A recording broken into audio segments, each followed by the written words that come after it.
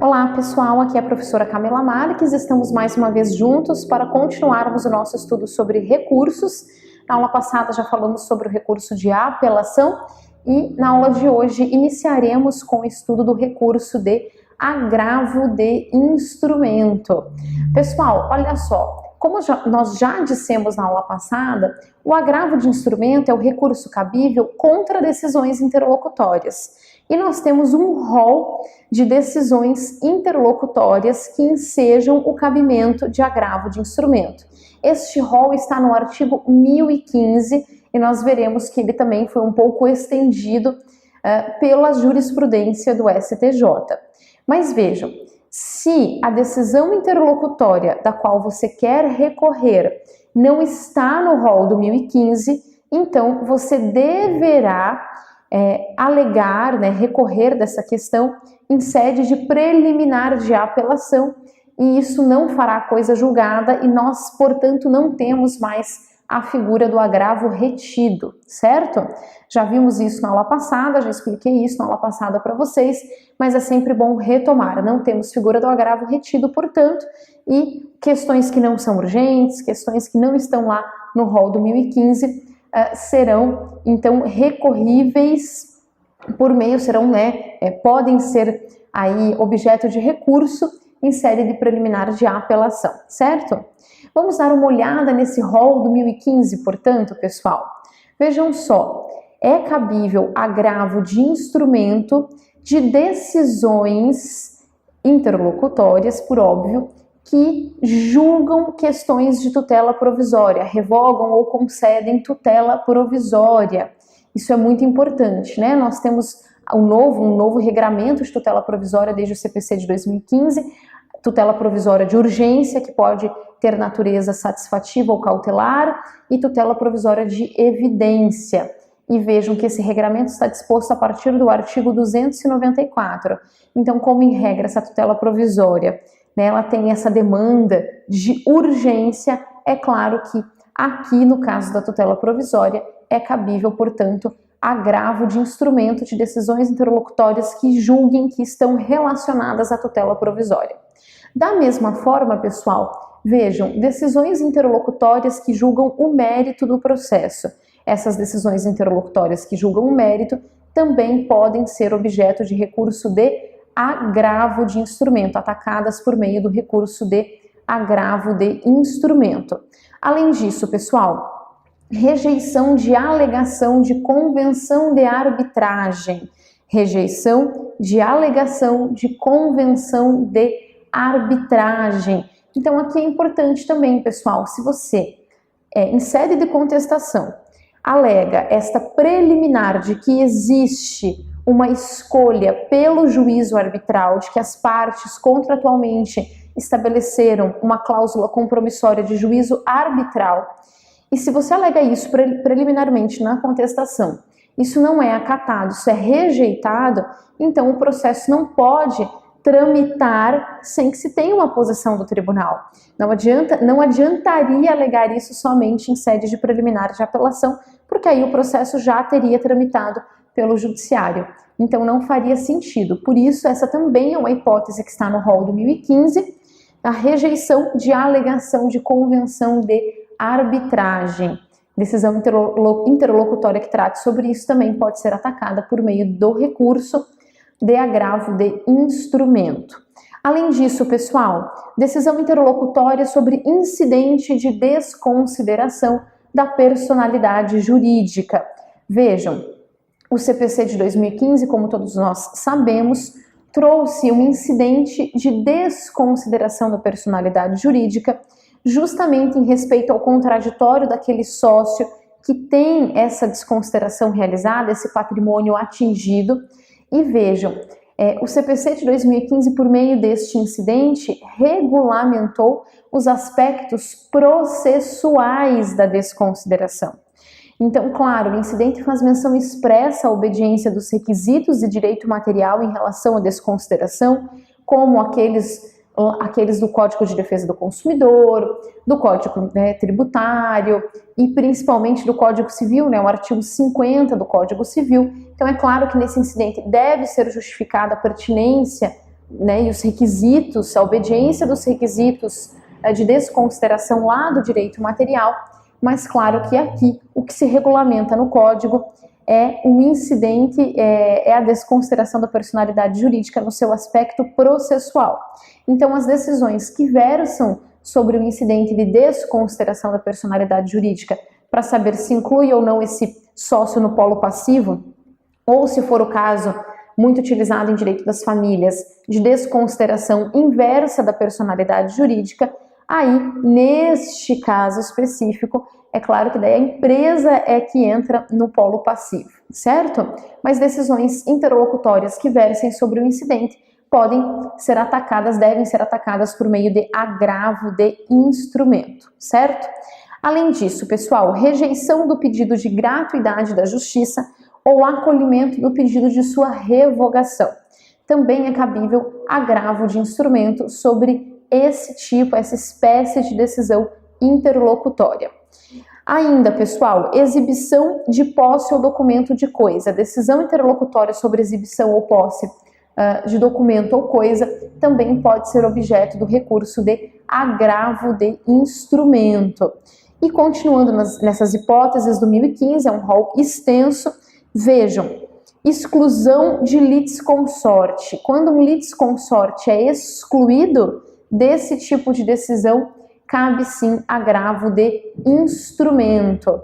Claro, né, aí em vários tribunais é até já pacificado o entendimento que, no seguinte sentido, quando esse litisconsorte, quando a decisão do juiz de primeiro grau é pela permanência desse litisconsorte, aí sim tramita o processo para que não tenha nenhuma nulidade e depois isso pode ser alegado em sede de apelação sem nenhum prejuízo. Agora, neste caso de exclusão do litisconsorte, é claro, você geraria uma nulidade, então aí sim cabe agravo de instrumento, para não gerar qualquer nulidade e esse processo tramitar sem esse litisconsorte eventualmente.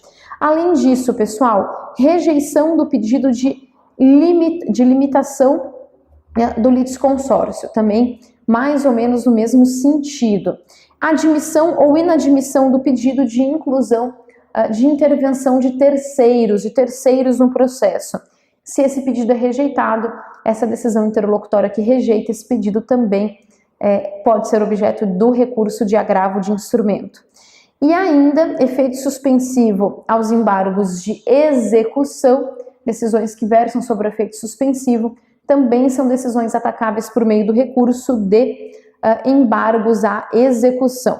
E claro, né, por fim, mas não menos importante, decisões interlocutórias sobre redistribuição do ônus da prova também podem ser, então, agravadas, né? Podem ser atacadas aí por meio do recurso de agravo de instrumento. Pessoal, aqui é muito importante nós termos isso em mente, porque vejam, o CPC de 2015, ele adotou lá na parte do direito probatório a teoria do Argentino Peirano. E a teoria de distribuição dinâmica do ônus da prova adotada pelo CPC de 2015 nos diz, em resumo, que uma vez que se constate a dificuldade excessiva de uma parte produzir a prova e a facilidade de uma outra parte, a quem não incumbia o ônus de produção de prova, produzi-la, o juiz pode redistribuir dinamicamente o ônus da prova e atribuir a parte que inicialmente não tinha esse ônus de produção da prova, certo? É claro, pessoal, quando existe essa redistribuição dinâmica do ônus da prova, obviamente que neste caso, vejam, a prova não pode se tornar uma prova impossível de ser produzida, que é o que a doutrina chama de prova diabólica, né? Ela não pode ser uma prova impossível de ser produzida também. Mas sobre essas questões que vocês com certeza já viram em direito probatório, vejam se existe uma decisão interlocutória a respeito do assunto, da redistribuição dinâmica do ônus da prova. Neste caso específico, então, também é cabível agravo de instrumento sobre esse tipo de decisão interlocutória, certo? Bom, pessoal, vamos voltar aqui para a tela e vamos continuar vendo o recurso de agravo de instrumento. Vejam só, já vimos as hipóteses então no 1015, certo? E aqui quero chamar a atenção de vocês para o parágrafo único do artigo 1015, que acrescenta algumas hipóteses então neste rol. Vejam, também caberá agravo de instrumento contra decisões interlocutórias proferidas na fase de liquidação de sentença ou de cumprimento de sentença no processo de execução e no processo de inventário. Então, claro, essas questões de execução, questões de expropriação de bens, é claro que são questões urgentes, importantes, e contra ela também, contra esse tipo de decisão, também é cabível agravo de instrumento. Além disso, muita atenção para o entendimento jurisprudencial que amplia o rol do artigo 1015 do CPC de 2015. Atenção, claro, para os concursos, eventualmente, qualquer prova ou concurso de forma geral, vocês têm que acompanhar essa questão que vem sendo muito debatida, inclusive é tema de alguns repetitivos no STJ. Então, o que tem acontecido é que para determinadas questões urgentes, esse rol tem sido ampliado, certo? Então, a princípio seria um rol taxativo, mas para questões urgentes, este rol tem sido ampliado. Então, este é o único ponto da matéria que vocês, assim, precisam, antes da sua prova de eventual concurso, consultar ali o site do STJ e se inteirar a respeito, dos últimos repetitivos sobre o cabimento do recurso de agravo de instrumento, porque isso tem sido modificado, ora modificado, enfim, ora não, mas isso tem sido, enfim, muito trabalhado, muito discutido na jurisprudência. Bom, pessoal, além disso, diferente da apelação que é protocolada em primeiro grau, apesar de o juízo de admissibilidade ser feito no juízo ad quem, ser feito posteriormente no tribunal, mas ao contrário da apelação que é protocolada em primeiro grau, aqui o agravo é dirigido diretamente para o tribunal competente. Então, apelação protocola em primeiro grau, agravo de instrumento, protocolo em segundo grau, ele é distribuído como uma questão mais urgente e o processo ainda também, a fase de conhecimento, ainda não tem sentença, ainda não se encerrou a fase de conhecimento em primeiro grau. Vejam que o agravo de instrumento é protocolado, é dirigido diretamente para o tribunal competente. Então, essa é uma diferença importante de procedimento da apelação, certo? Além disso, pessoal, deem uma olhada nos artigos 1016 e 1017, com alguns requisitos que são bem importantes em relação à peça de agravo. E quero destacar aqui o artigo 1018 com vocês. O agravante poderá requerer a juntada aos autos do processo de cópia da petição de agravo de instrumento, do comprovante de sua interposição e da relação dos documentos que instruíram o recurso. Ele poderá juntar. No entanto, se o processo for físico e não eletrônico, aí isso se torna uma obrigação e o prazo para que ele faça isso é de 3 dias. Vejam, parágrafo 2º, pessoal. Não sendo eletrônicos os autos, o agravante tomará a providência prevista no caput no prazo de 3 dias a contar da interposição do agravo de instrumento. E vejam a consequência no parágrafo 3º. O descumprimento da exigência de que trata o parágrafo 2º, desde que arguido e provado pelo agravado, importa inadmissibilidade do agravo de instrumento. Então vejam que é desde que arguido e provado pelo agravado. Então vejam que quando não é processo eletrônico, quando o processo não é eletrônico, quando o processo é físico, existe esta obrigação de o agravante comunicar o juízo de primeiro grau que foi então distribuído um agravo de instrumento contra a decisão interlocutória anteriormente proferida. Isso é uma obrigação. E vejam, no prazo de 3 dias, no prazo de 3 dias, e o descumprimento da exigência de que trata o parágrafo 2º, desde que arguido e provado pelo agravado, importa inadmissibilidade do agravo de instrumento. Antigamente esse dispositivo se chamava a petição do 526, que é uma petição de comunicação, porque esse era o artigo no código anterior, no código que já ficou há muito tempo para trás, mas os mais velhos reconhecerão este termo petição do 526, né? Agora não é mais do 526, agora podemos dizer então que é a petição do 1018, parágrafo 2º, certo, pessoal? E neste caso não é aplicável a todos os processos. Além disso, pessoal, veja um parágrafo 1º voltando um pouquinho. Se o juiz comunicar que reformou inteiramente a decisão, o relator considerará prejudicado o agravo de instrumento. Então vejam que existe essa oportunidade de retratação, de reforma, enfim, do juiz de primeiro grau em relação a essa decisão, e o agravo, por óbvio, será considerado prejudicado, certo? Além disso, pessoal, artigo 1019, recebido o agravo de instrumento no tribunal e distribuído imediatamente, se não for o caso de decisão monocrática dos artigos 932, incisos 3º e 4º, o relator, no prazo de 5 dias, poderá atribuir efeito suspensivo ao recurso ou deferir em antecipação de tutela, total ou parcialmente, a pretensão recursal, comunicando ao juiz a sua decisão. Além disso, pessoal, ordenará a intimação do agravado pessoalmente por carta com aviso de recebimento, quando não tiver procurador constituído, ou pelo Diário da Justiça, ou por carta com aviso de recebimento dirigida ao seu advogado, para que responda no prazo de 15 dias, facultando-lhe juntar a documentação que entender necessária ao julgamento do recurso. Então vejam aqui, o prazo de resposta para o recurso de agravo de instrumento também é de 15 dias. E o relator determinará a intimação do Ministério Público, preferencialmente por meio eletrônico, quando for o caso de sua intervenção, para que se manifeste no prazo de 15 dias também, certo? Então, pessoal, era isso sobre agravo de instrumento, né? Eram essas as considerações. Fiquem de olho em eventuais temas de repetitivo no site do STJ, muito importante sobre essas hipóteses que a todo momento são um pouquinho modificadas, certo?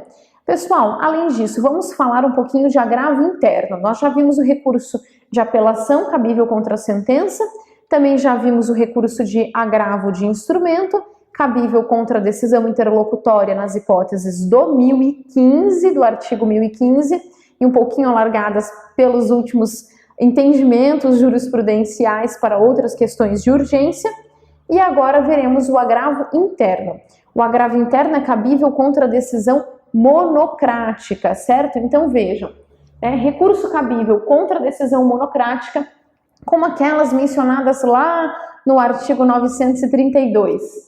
E vejam, artigo 1021 e regimentos internos de cada tribunal. Claro, aqui depende muito o agravo interno do regimento interno de cada tribunal. Então aqui vocês precisam aprender considerações mais gerais sobre o agravo interno. Deem uma olhadinha no 1021. O agravo interno, pessoal, dentro do processo, é um agravo que está dentro do processo. Você não tem a necessidade de formar um instrumento como o agravo de instrumento de decisão interlocutória. Não existe essa necessidade. O agravo interno já está ali dentro do processo contra, e é cabível contra uma decisão monocrática do relator do processo, certo? Voltando um pouquinho aqui, pessoal, vejam, olha só, embargos de declaração. Esse sim é um recurso importantíssimo, né? Com mais tendência, então, a ser cobrado em provas diversas, certo? E está disposto no artigo 1022. Então, assim como a apelação, assim como o agravo de instrumento, embargo de declaração, ele é sempre mais visto em provas de concurso em geral, enfim. E, claro, o agravo interno também pode cair lá, deem uma olhada no 1021, mas não é tão comum assim. Vejam os embargos de declaração. 1022. Cabe embargos de declaração contra qualquer decisão judicial, decisão monocrática, acórdão, decisão interlocutória em primeiro grau, sentença, Contra qualquer decisão, cabem embargos de declaração para esclarecer obscuridade ou eliminar contradição. O que é obscuridade? É quando a decisão não está clara, o pronunciamento judicial não está claro. Além disso, eliminar contradição. Eliminar contradição, quando a decisão judicial ela se contradiz. No início é dito uma coisa, depois é dito outra totalmente diferente, por exemplo, certo?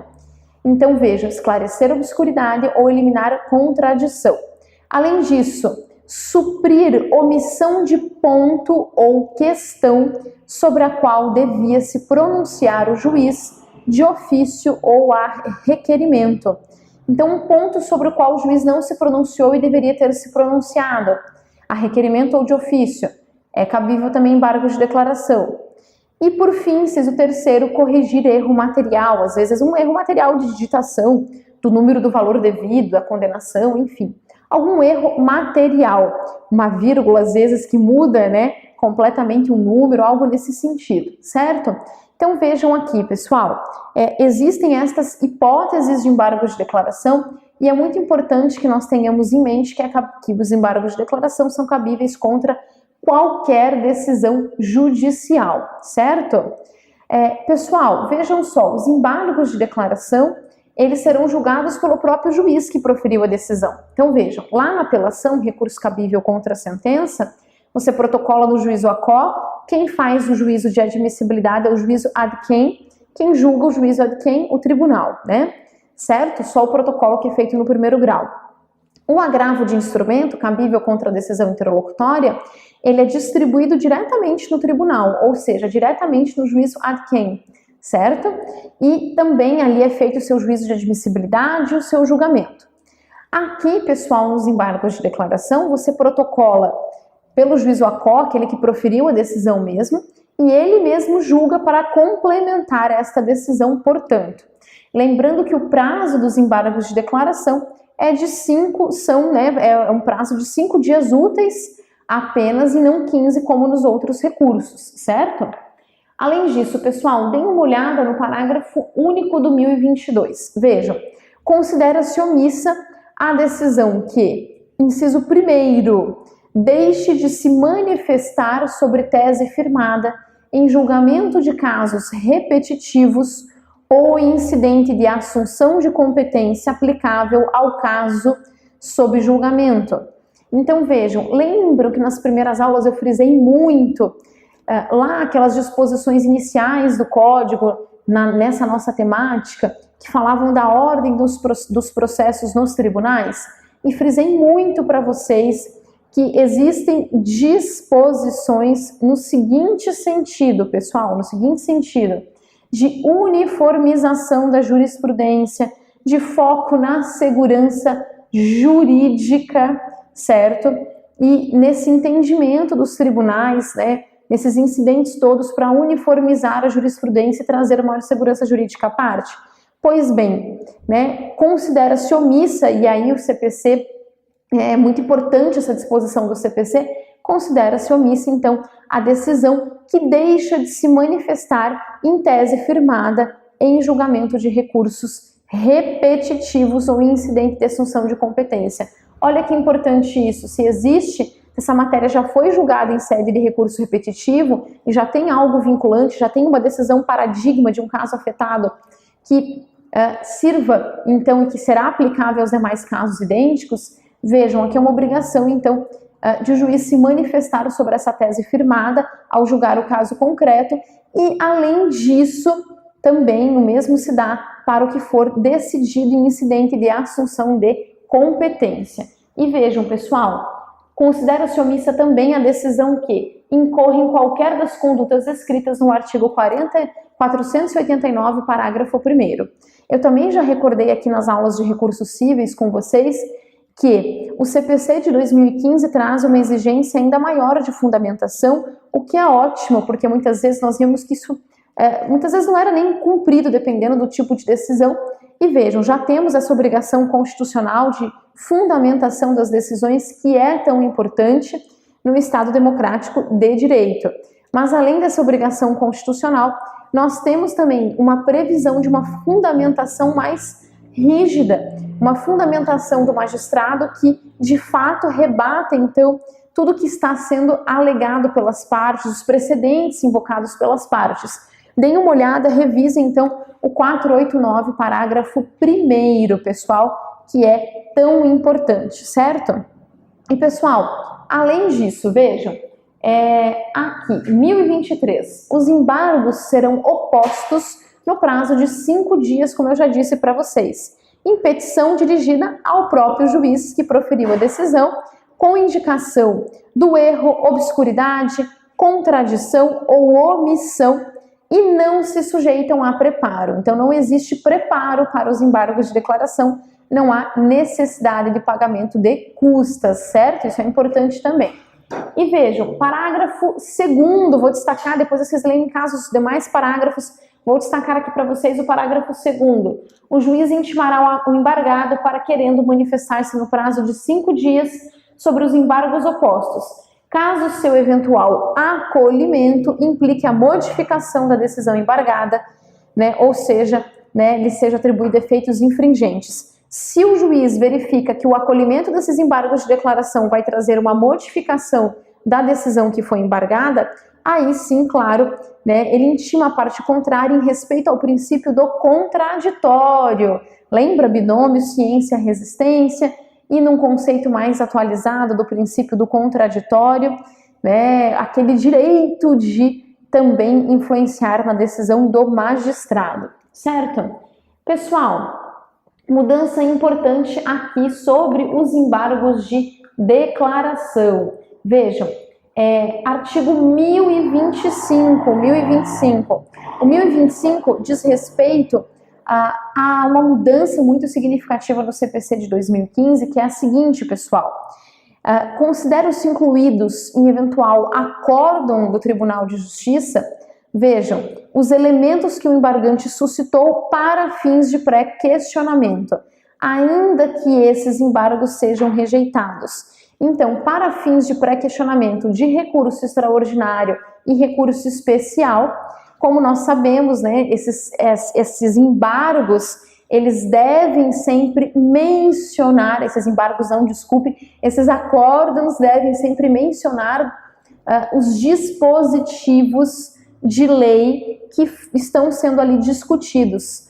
E esse é um requisito, né, de pré-questionamento desses dispositivos em sede desses acórdãos do tribunal. Então, vejam, se por acaso esses dispositivos que são ali invocados nos recursos não são discutidos ou não são enfrentados, mencionados de forma expressa, é cabível embargos de declaração. E ainda que rejeitados, se os seus embargos de declaração são feitos com essa finalidade de pré-questionamento, é claro que ainda que rejeitados, considera-se então esses artigos discutidos inseridos na decisão. Considera-se que esses artigos estão inseridos nessa discussão do acórdão, certo? Pessoal, para a aula de hoje é isso. Daqui a pouquinho nós voltamos com mais uma aula e continuaremos falando sobre embargos de declaração. Até mais e bons estudos!